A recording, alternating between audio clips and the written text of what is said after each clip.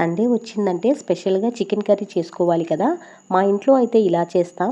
ఎటువంటి ప్యాకెట్ మసాలాలు లేకుండా చాలా టేస్టీగా మంచి గ్రేవీతో చేసే చికెన్ కర్రీ చూపిస్తాను పదండి. ముందుగా క్లీన్ చేసిన చికెన్లో ఉప్పు, పసుపు, కారం కొంచెం ఎక్కువగానే వేసుకోవాలి. కొన్ని పుదీనా ఆకులు. ఇప్పుడు గ్రేవీకి మంచి రుచి రావాలంటే జీడిపప్పు, కొబ్బరి, టమాటో పేస్ట్ యాడ్ చేస్తే చాలా రిచ్గా టేస్టీగా ఉంటుంది. ఇప్పుడు ఇందులో కొద్దిగా పెరుగు, కొత్తిమీర వేసి బాగా మిక్స్ చేసి మ్యారినేట్ చేసుకోండి. ఇప్పుడు ప్యాన్లో ఆయిల్ వేసి లవంగాలు, దాల్చిన చెక్క, బిర్యానీ ఆకు వేసి ఉల్లిపాయలు కొద్దిగా వేగిన తర్వాత అల్లం వెల్లుల్లిపాయ పేస్ట్, టమాటా వేసి బాగా ఫ్రై చేసుకోవాలి. ఇప్పుడు మ్యారినేట్ చేసి పెట్టుకున్న చికెన్ని వేసి ఆయిల్ సపరేట్ అయ్యేంత వరకు కుక్ చేస్తేనే చికెన్ కర్రీకి మంచి రుచి వస్తుంది. తర్వాత కర్రీకి సరిపడా వాటర్ వేసుకొని మీడియం ఫ్లేమ్లో 15 నిమిషాలు కుక్ చేసుకున్న తర్వాత చివరిలో పచ్చిమిర్చి, కసూరి మెథి వేసి కొద్దిసేపు లో ఫ్లేమ్లో అలా ఉంచితే మంచి అరోమా వస్తుంది.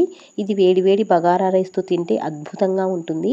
ఒక్కసారి తిన్నారంటే మళ్ళీ మళ్ళీ చేసుకోవాలనిపిస్తుంది. మీరు కూడా ఈ సండేకి తప్పకుండా ట్రై చేయండి. ఎలా వచ్చిందో కమెంట్లో చెప్పండి.